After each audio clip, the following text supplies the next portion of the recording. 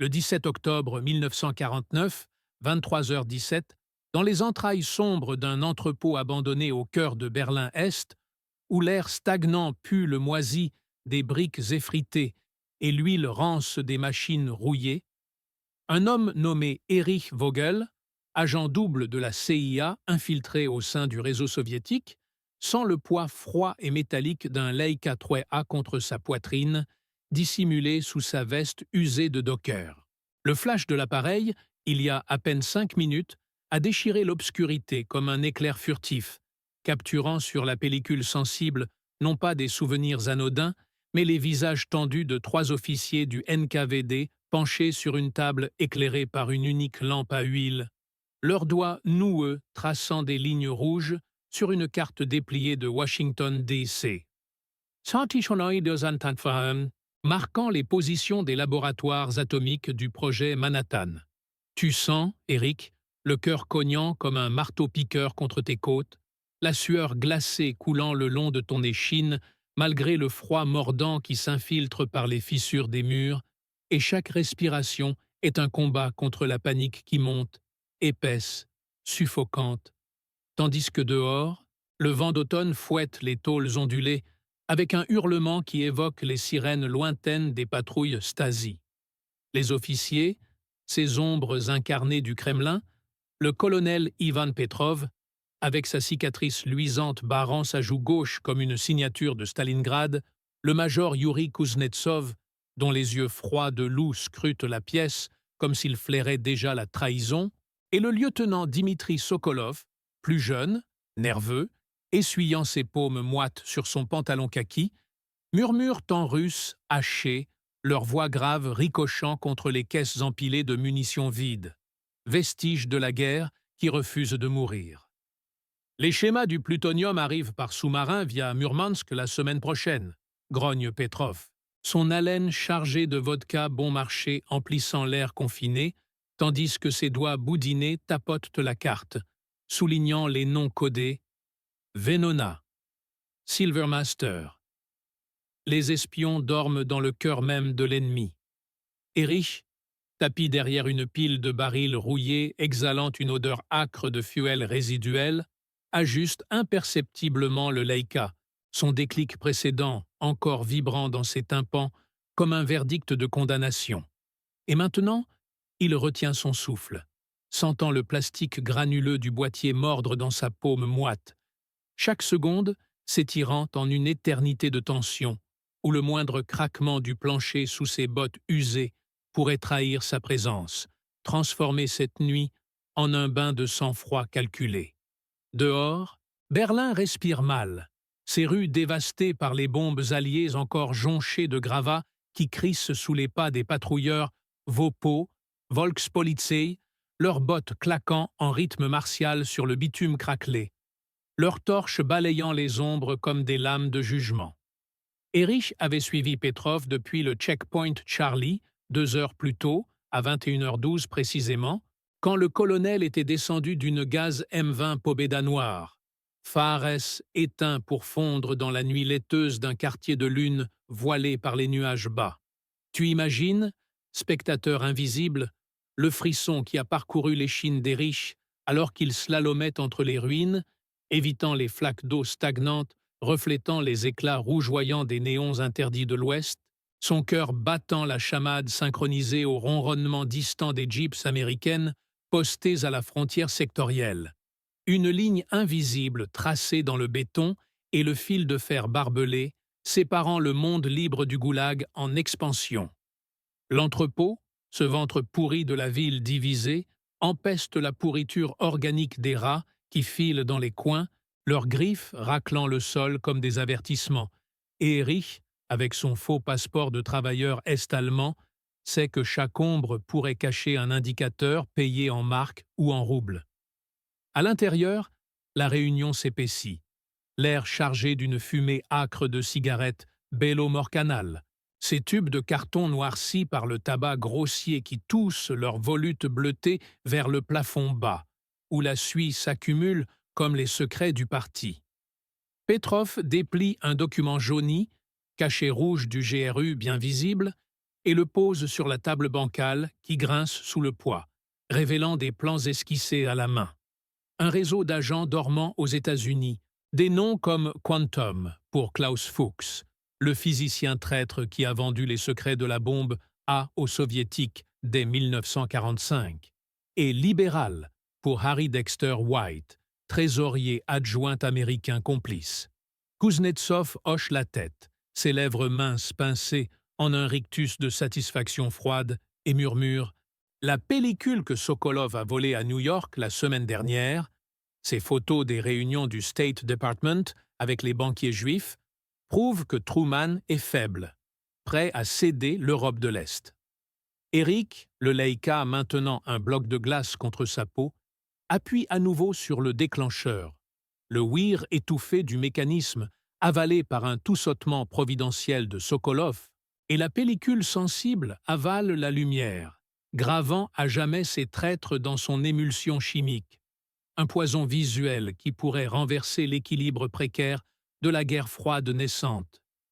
Mais la tension monte, inexorable, comme la marée de l'Oder en crue.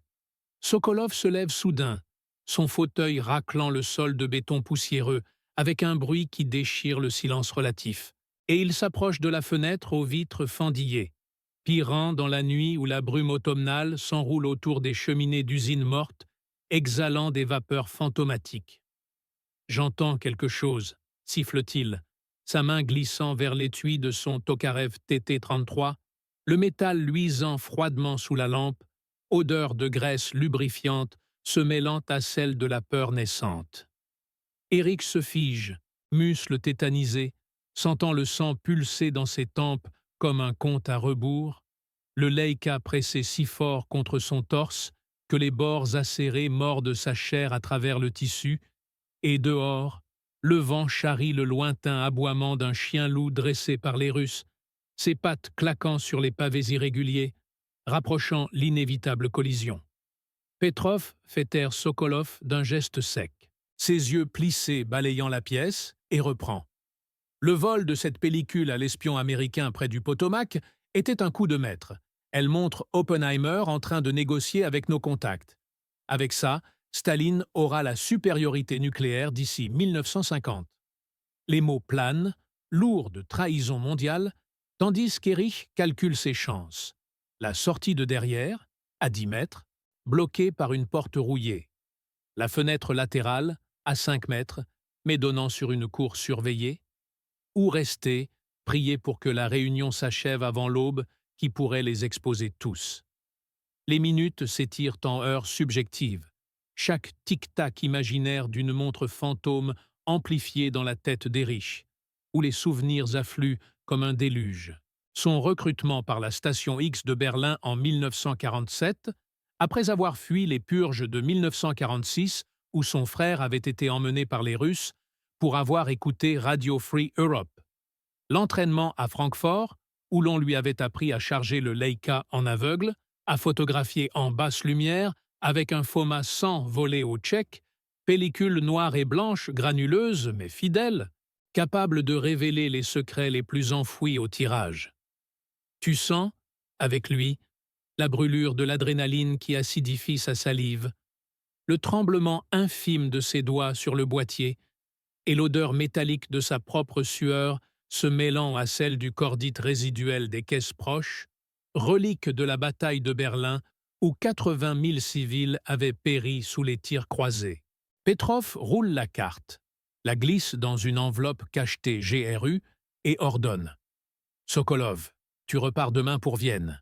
Là-bas, contacte Cicéro pour les plans de la bombe à hydrogène. » Sokolov acquiesce, rangeant son arme, mais son regard persiste à fouiller les ombres, et Erich sait que le moment critique approche, son pouls un tambour de guerre dans la cage thoracique oppressée.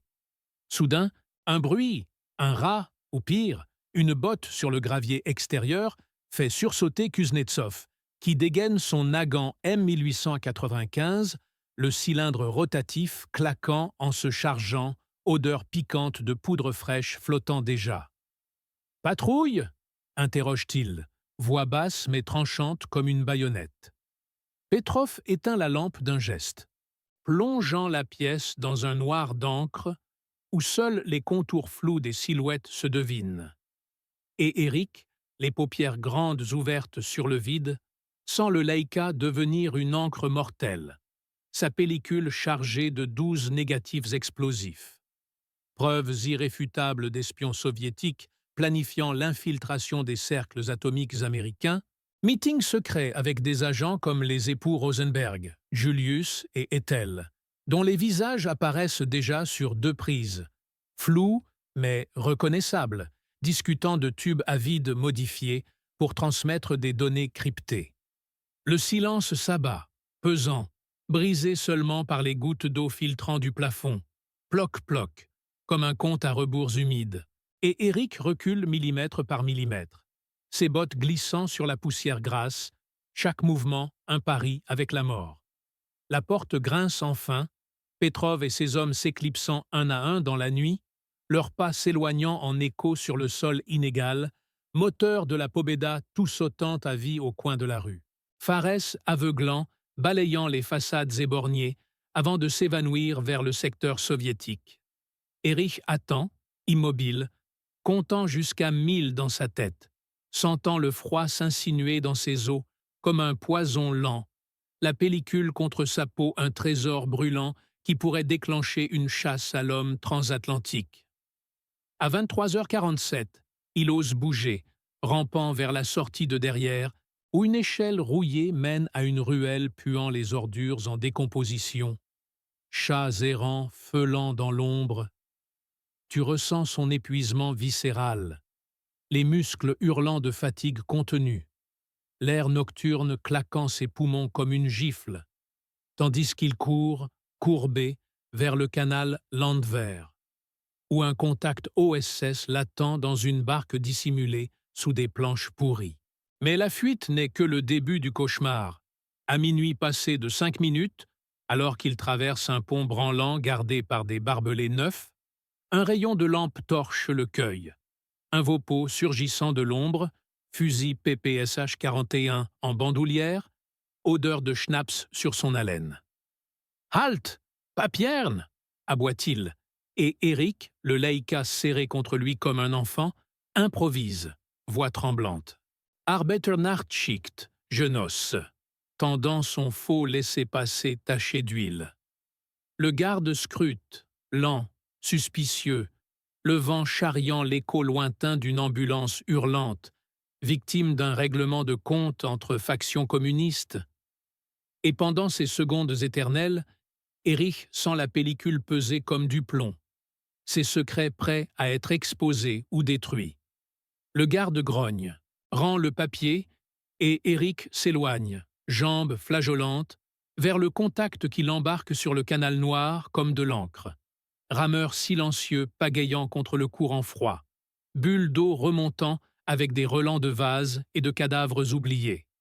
À l'aube naissante, 05h23, sur la rive ouest, dans un bunker reconverti en poste CIA près de Tempelhof, Eric remet la pellicule à son officier traitant, le major Harlan Thorpe, un Texan buriné aux yeux d'acier, qu'il a saisi avec des gants de coton immaculés, sentant déjà l'odeur chimique de l'acétate vierge. C'est du lourd, Vogel. Si ces négatifs lavent clair, on a les preuves que les Soviets ont infiltré le cœur du programme nucléaire US depuis 1945.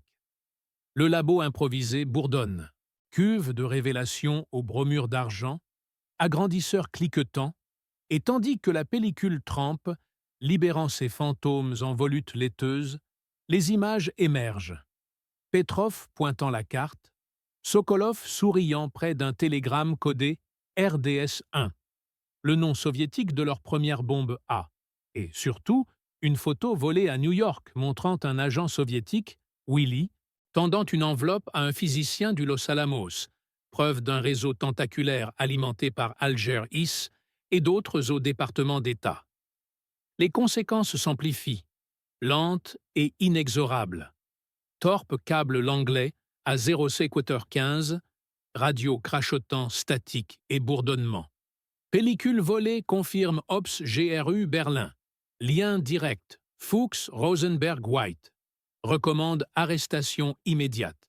À Washington, le 20 octobre, J. Edgar Hoover, directeur du FBI, reçoit les agrandissements par valise diplomatique, ses doigts boudinés caressant les preuves granuleuses sous la lumière crue de son bureau, odeur de cigares cubains et de peur politique flottant dans l'air.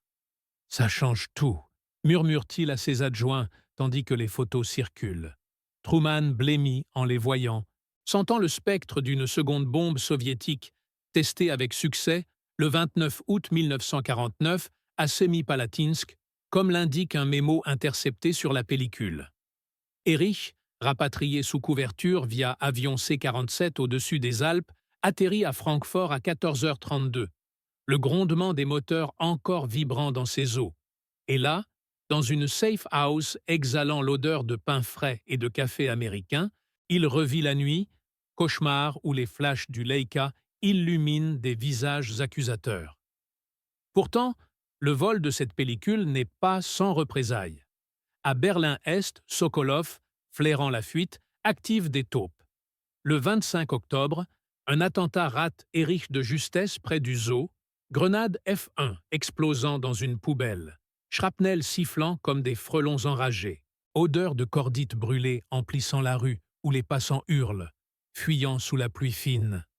Erich sent les éclats frôler sa joue, chaud filet de sang coulant, mélange salé de sueur et de terreur, tandis qu'il plonge dans le métro U-Bahn, tunnels humides résonnant de ses pas affolés. Les photos, entre-temps, déclenchent une purge. Fuchs arrêté en janvier 1950 à Harwell, avouant sous pression ses transmissions à Moscou. Les Rosenberg inculpés en juillet. Leur appartement new-yorkais perquisitionné révélant des notes codées concordant avec les clichés volés. Chaque arrestation est une onde de choc. À Moscou, Beria fulmine, purgeant ses officiers, exécution silencieuse dans les caves de la Loubianka où l'odeur de sang frais et de peur imprègne les murs de pierre. Erich, maintenant sous protection à Munich, sent le poids persistant.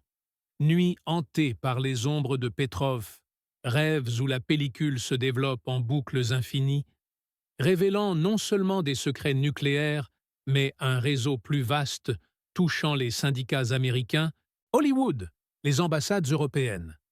Tu vis avec lui l'épuisement moral, le doute lancinant, et si un collègue était compromis, tandis que les briefings s'enchaînent, cartes actualisées montrant les sous-marins soviétiques Whisky transportant agents et documents vers Cuba naissante. La pellicule volée, simple rouleau de 35 mm, a fissuré l'Empire rouge, accélérant la traque du macartisme, mais à quel prix? Erich, vieilli avant l'âge, fixe la fenêtre embuée d'une chambre anonyme, sentant le froid bavarois mordre ses articulations, et murmure pour lui-même « Ces photos ont sauvé le monde » ou l'ont condamné à une guerre plus froide encore. L'après-coup s'étend, interminable. En 1951, Thorpe convoque Erich pour un débriefing final à Wiesbaden, salle enfumée où les projecteurs cliquettent, projetant les agrandissements géants sur un mur blanc. Sokolov souriant, Petrov gesticulant, preuves irradiant comme des radiations invisibles. « Votre Leica a valu 10 ans de retard à Staline », dit Thorpe, voix rauque de whisky. Mais Erich sent seulement le vide, la perte de son frère non vengé, la Berlin divisée comme une plaie ouverte, suintant le poison idéologique. Dehors, la neige tombe, flocons collants aux carreaux, étouffant les sons du monde, et dans ce silence cotonneux, Erich réalise la survie précaire. Petrov traqué, abattu en 1952 lors d'une embuscade en Autriche. Kuznetsov déporté au goulag après un simulacre de procès. Sokolov évadé, refaisant surface en 1962 lors de la crise des missiles, commandant un cargo suspect au large de la Havane. Années plus tard, en 1968, Prague printemps écrasé, Erich, retraité forcé à Bonn, reçoit une enveloppe anonyme, une copie du négatif volé, jauni mais clair, avec un mot en russe. « Tu as gagné une bataille, pas la guerre ». Le cœur serré, Il brûle la photo dans un cendrier. Flamme d'encens bleu sur l'émulsion. Odeur chimique âcre emplissant la pièce. Et fixe le mur nu. Sentant enfin le poids se dissoudre dans l'oubli relatif, mais sachant que les ombres de cette nuit d'octobre 1949 persistent, tissées dans le tissu glacé de l'histoire. Le silence après la tempête est le plus lourd, exhaustion physique cédant à un choc émotionnel profond, où chaque respiration porte l'écho des flashs, des murmures, des pas dans la nuit berlinoise éternelle. Acte 2, les ombres ressurgissent Bonn, 1968. La cendre noircie du négatif refroidit dans le cendrier, volutes grises s'élevant encore comme des spectres réticents. Erich, silhouette voûtée dans la pénombre tamisée d'une lampe à abat-jour jaunie, passe une main tremblante sur son front moite. Le tic-tac de l'horloge murale, un cadeau de Torp, vestige d'un Noël forcé à Wiesbaden, scande le vide, chaque seconde un clou enfoncé dans le bois pourri de sa mémoire. Dehors, la Rhénanie gronde sous une pluie automnale, gouttes martelant les vitres comme des doigts insistants. Il se lève, articulation craquant, et verse un reste de schnapps dans un verre fêlé, le liquide ambré capturant la lueur orangée avant de brûler sa gorge asséchée. Le téléphone sonne. Un tri strident, incongru dans le silence, comme un cri étouffé remontant des abysses. Erich fixe l'appareil noir, cornette luisante de poussière, hésitant. La sonnerie persiste, 10 coups, 15, jusqu'à ce que sa main, presque malgré lui, saisisse le combiné. Une voix, rauque et familière, filtrée par des milliers de kilomètres de câbles transatlantiques. « Eric, c'est Sokolov. » Silence. Le nom frappe comme un flash de Leica, illuminant les murs de la chambre berlinoise d'octobre 1949. « Tu es mort », murmure Eric, voix éraillée, le verre glissant de ses doigts pour éclabousser le tapis usé. « Pas encore, mais ton frère l'est. Grâce à toi. » Flashback lent, caméra glissant dans le souvenir. Berlin, novembre 1949. Erich, ombre furtive dans les ruelles du secteur soviétique. Leica pendu au cou comme un talisman maudit. Il avait promis à Klaus, son frère aîné, déserteur de la Wehrmacht recyclé en agent double pour les Américains. 1 heure, pas plus. Cache-toi là-haut, dans l'appentis. Mais les flashs avaient attiré les patrouilles, bottes claquant sur le pavé mouillé. Et Klaus, surpris en couvrant la fuite, traîné dans la cave d'un immeuble en ruine. Erich, tapi dans l'ombre d'une porte cochère, entend les cris. Pas un mot, juste des halètements, un choc sourd contre le mur. Puis, le silence. Il n'avait pas bougé, objectif braqué sur Sokolov et Petrov, priorité de Torp résonnant. Les photos avant tout, Eric. L'histoire prime sur le sang. Retour au présent. La voix de Sokolov suinte du combiné, lente, venimeuse. Ton frère chantait comme un oiseau avant de casser. Il a donné les noms, les nôtres, les tiens. Erich s'effondre dans son fauteuil râpé, le monde basculant en un lent tourbillon. Les agrandissements de Wiesbaden, Torp riant au whisky, 10 ans de retard à Staline, mensonge. Les photos n'avaient pas seulement fissuré l'Empire, elles avaient saigné sa propre lignée, Klaus sacrifié pour un retard illusoire, une guerre froide qui s'éternisait sur des corps anonymes. « Où es-tu » gronde Eric, poing serré sur les accoudoirs, ongles s'enfonçant dans le cuir. Prague. Non, attends, plus près. Regarde par la fenêtre. Dehors, sous la pluie qui fouette les réverbères, une Lada noire stationne, phares éteints, silhouette massive au volant. Sokolov, cicatrice barrant son sourire figé de 1949, intact. Il lève une main, paume ouverte, comme pour saluer un vieil ami, ou pour étrangler un fantôme. Erich lâche le combiné, qui pend au bout de son fil, voix de Sokolov, continuant son monologue monocorde. « Viens, on finit la guerre que tu as commencée. Klaus méritait mieux qu'un frère Leica. » La porte d'entrée grince sous une rafale de vent. ou est-ce un pas? Erich fouille le tiroir du bureau. Revolver de service, canon froid contre sa paume moite. Et le silence de Bonne se charge d'électricité. Air lourd d'iode et de trahison, tandis que les ombres de 1949 rampent à nouveau des murs, prêtes à dévorer la paix précaire. Acte 3. Fantôme sous la pluie. Erich se redresse, revolver au poing, canon aligné sur la porte qui tremble imperceptiblement. Vent ou chair. Le combiné oscille toujours, voix de Sokolov un murmure distant, comme un gramophone rayé. Klaus. Il a supplié pour toi, Erich. Mon frère. Les photos. Le déclic du chien relevé résonne, sec, dans le silence iodé de l'appartement. Pluie martelant les vitres, gouttes traçant des rivières sur la vitre froide. Dehors, la Lada immobile, silhouette de Sokolov penchée en avant, yeux luisants sous le réverbère, fixé sur la fenêtre comme un loup sur une proie blessée. Pas un bruit dans le couloir.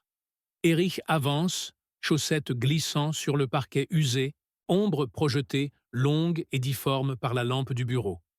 Souvenir, Berlin 49, l'appentis puant la paille et la peur. Flash de son Leica crachant la lumière blanche, Sokolov se retournant, yeux exorbités. Premier contact, chair à vif. Les photos avant tout, avait susurré Torp, main sur son épaule, whisky dans la laine, priorité. Klaus criant au loin, bottes claquant. Erich plaque l'oreille contre la porte. Un frottement, semelle de cuir sur le paillasson, lent, délibéré. Il tourne la poignée, serrure grinçant comme un ongle sur ardoise. Couloir sombre, ampoule nue clignotant, relent de choux et de tabac froid. À l'extrémité, escalier noyé d'ombre, et là, montant pas à pas, Sokolov. Massif, imperméable ruisselant, cicatrice barrant la joue gauche, intacte depuis 40 ans, comme si le temps s'était figé dans le flash de 1949. Il s'arrête, 3 marches en dessous, paume ouverte, levée, sourire carnassier. Erich. Enfin, le revolver pointe, stable malgré la sueur qui perle au front d'Erich. Pluie redoublant dehors, tonnerre lointain roulant sur le Rhin. Klaus n'a rien dit. Tu mens. Sokolov monte une marche, bottes claquant mouillées. Il a tout dit. Tes noms à Torp, tes planques à Wiesbaden, 10 ans de retard, ton cadeau à Staline. On t'a laissé vivre pour ça. Un pas de plus. Erich recule, dos au mur, canon frémissant. Flashback, cave des ruines, cris étouffés de Klaus, halètement, choc sourd, silence.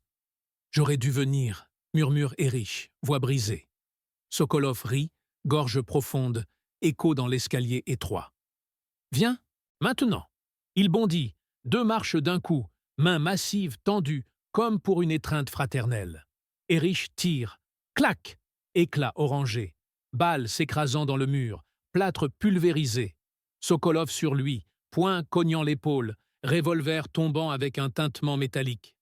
Ils roulent au sol, Erich dessous, odeur de terre mouillée et de sueur rance, doigts de Sokolov s'enfonçant dans sa gorge, pouce pressant la trachée.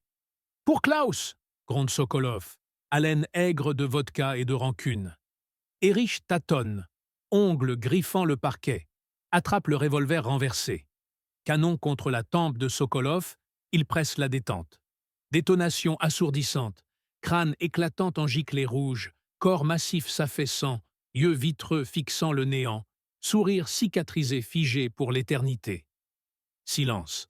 Pluie seule, furieuse, inondant le couloir par la porte entr'ouverte. Erich se relève, gorge en feu, sang poisseux sur les mains. Il traîne le corps jusqu'à la fenêtre, ombre de la Lada, attendant en bas. Dehors, Bonne endormie sous l'averse, réverbères estompés en halo flou.